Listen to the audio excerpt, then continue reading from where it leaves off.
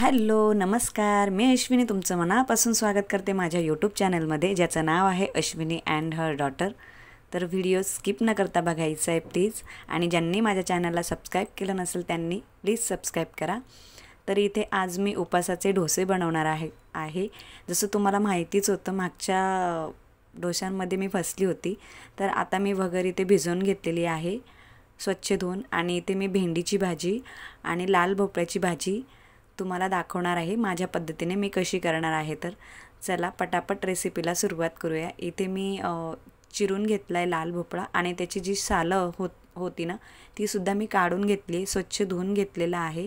ते बघू शकता, तुम्हाला आवडत असेल तर तुम्ही सालासकटही घेऊ शकता। इथे बघा माझ्याकडे भेंडीही होती थोडीशी, म्हणून मी भेंडी चिरून घेतली आहे। आणि आपल्याला तुम्हाला माहितीच असेल नवरात्रमध्ये या भाज्या चालतात, तर तुमच्याकडे कोणत्या भाज्या चालतात ते मला कमेंट करून नक्की सांगा। तर इथे मी एका कढईमध्ये 1 चमचा ऑइल घेतलेला आहे। त्यानंतर आपल्याला यात भेंड्या टाकायच्या आहेत।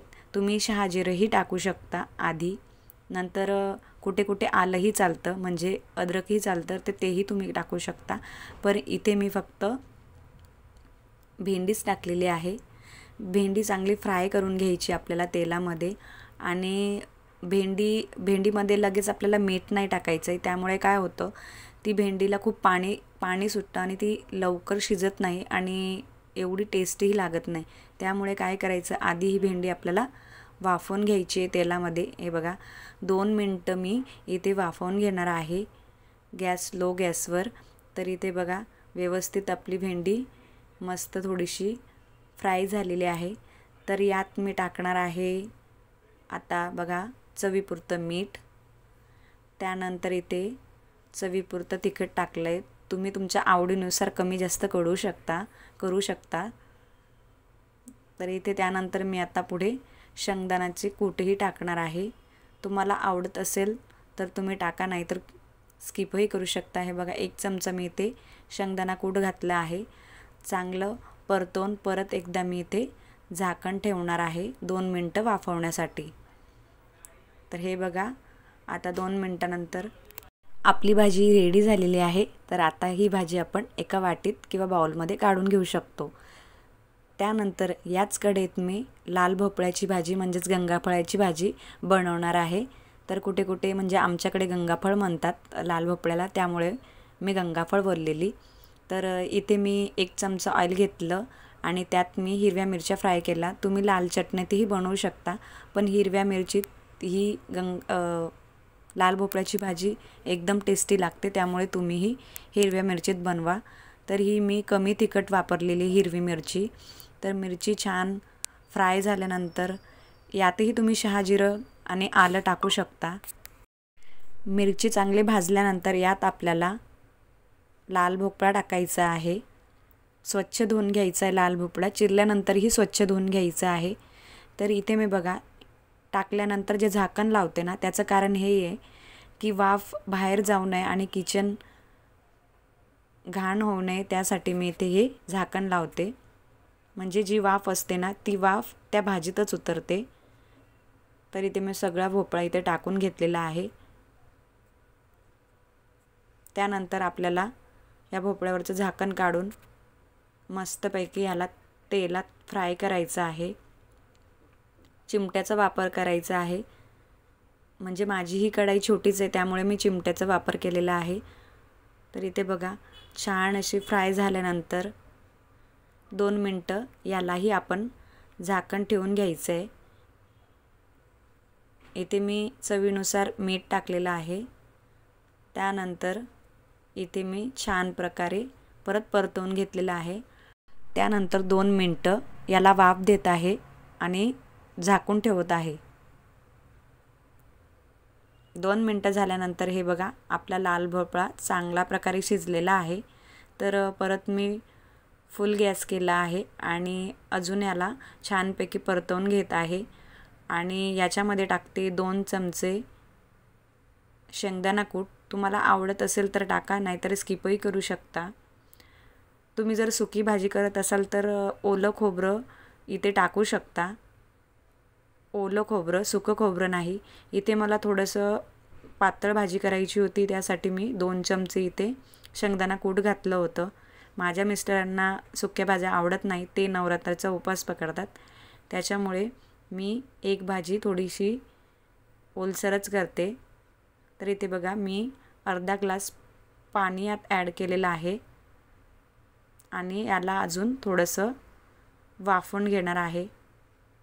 तर इथे मी झाकण ठेवून घेणार आहे 2 मिनटं.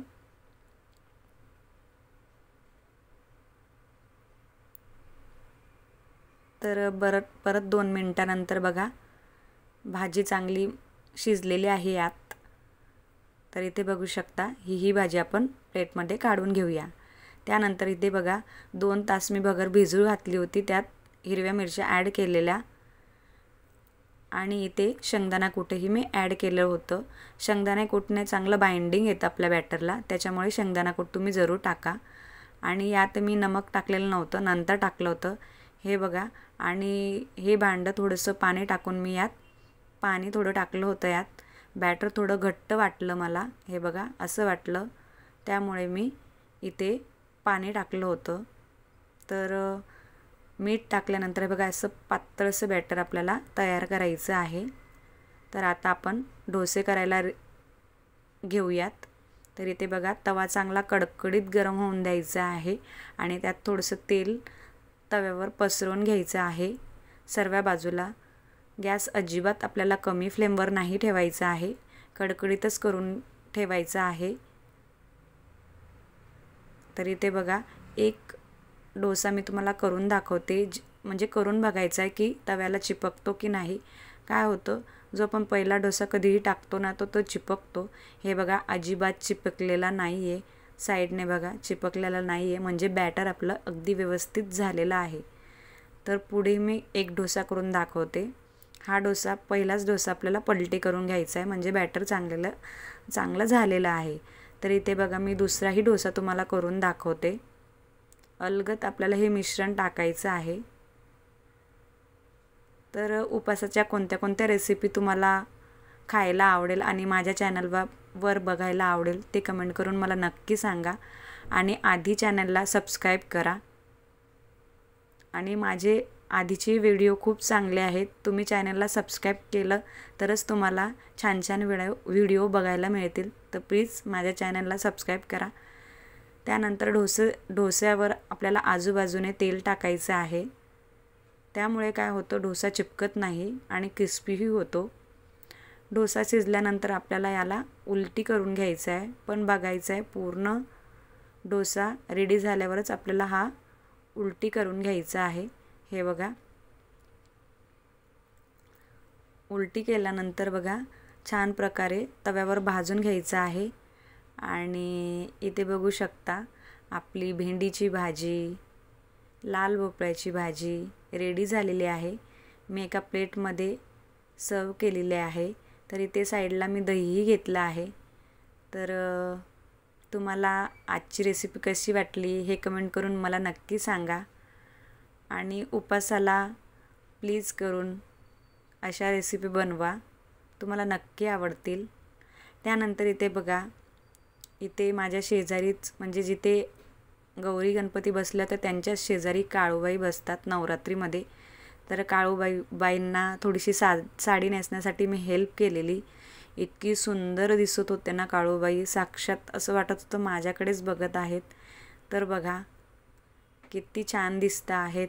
आणि पूर्ण दागिने म्हणजे सोन्याचे घातलेले आहेत त्यांनी, म्हणजे आपली आई काळूबाई पूर्ण सोन्याने सजलेली आहे. तर गौरी गणपतीचा व्हिडिओ मी टाकलेला आहे, तो नक्की आपल्या चॅनलवर जाऊन बघा. आणि हे बघा त्यांनी डेकोरेशन तर एवढं सुंदर केलं होतं. तर मी तुम्हाला वर्णन सांगूच शकत नाही, एवढं सुंदर दिसत होती आपली आई काळूबाईचं रूप आणि डेकोरेशन. पूर्ण नवरात्री त्या एकच साडी नेसवतात, कारण काय होतं त्या देवीला हलवत नाहीत, हलवू शकत नाही, कारण तिथे जिथे घटही बसवलेला आहे आणि अखंड ज्योतीही प्रज्वलित केलेली आहे, त्याच्यामुळे ते एकच साडी नेसवतात देवीला. तर साईडने बघा देवीला किती छान असे केस सोडलेले आहेत, इतक्या छान दिसत होत्या ना. आणि सर्व असं साजरं संगीत त्यांनी केलेलं होतं. कुठलीही देवपूजा करताना आपण पूर्ण श्रद्धेने आणि भावनेने केली ना, तर ती देवी देवतांपर्यंत नक्कीच पोहोचते. इथे त्यांनी घट स्थापन केलेला होता, साईडला अखंड ज्योत पेटवली होती, तर खूप सुंदर दिसत होते आपल्या आई काळूबाई. आणि तुमच्यावरही असाच आशीर्वाद राहू दे, ही मी काळूबाईंच्या चरणी प्रार्थना करेन. तर या नवरात्रीमध्ये 9 दिवसांमध्ये तुमच्याकडून जेवढी सेवा होईल ना देवीची, तेवढी तुम्ही करण्याचा प्रयत्न करा. आईची नारळाने ओटी भरा, तिला साडी नसेल तर ब्लाऊज पीस अर्पण करा, म्हणजे खणा नारळाने ओटी भरा. देवी नक्की प्रसन्न होईल. आणि आजच्या व्हिडिओमध्ये तुम्हाला कोणती गोष्ट आवडली हे कमेंट करून मला नक्की सांगा. आणि अशाच नवनवीन व्हिडिओसाठी माझ्या चॅनलला लाईक, शेअर, सबस्क्राईब करा, कमेंट करा. Okay, bye.